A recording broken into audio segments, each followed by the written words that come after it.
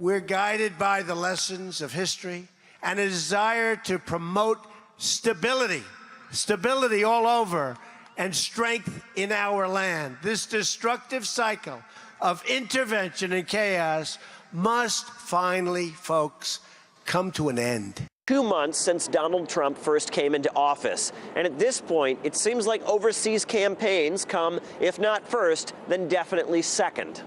See for yourselves. Yemen, more airstrikes. Somalia, an expanding military role. Syria, hundreds of armed-to-the-teeth Marines already deployed, but more wanted. I think as we move more towards the latter part of these operations, into more of the stability and other aspects of the operations, we will see more conventional forces requirements, perhaps. And the Pentagon is now saying that Afghanistan is in desperate need of more U.S. troops. We have a shortfall of a few thousand. A flashback to a very recent former U.S. president, perhaps?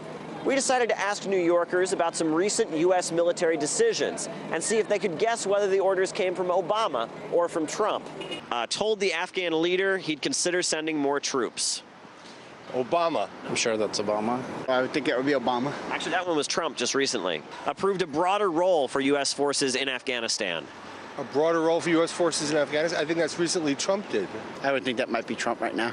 You said Trump met with the Afghan leader recently, so it could be him, but maybe Obama. So I'm not sure about that one. That was Obama who approved a broader role for him. Yeah, okay. U.S. raid in Pakistan kills 2 hostages. It could be either one of them. I'm unaware of that happening in the last 2 months, so I'd guess Obama. Pakistan was probably Obama. That was Obama, yeah. Yeah, it could be either one of them. The United States cannot intervene again in the Middle East decisively with large numbers of troops because American public opinion won't stand for it. There's no appetite for a major military intervention.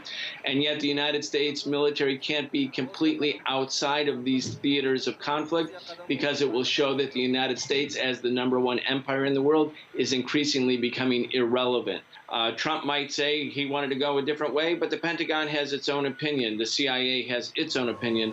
And ultimately, the President of the United States, in spite of the fact that he's the president, falls under the sway of the dominant powers, institutional power in Washington. Back in 2008, Obama took office elected by a population that was weary of Bush's international adventurism.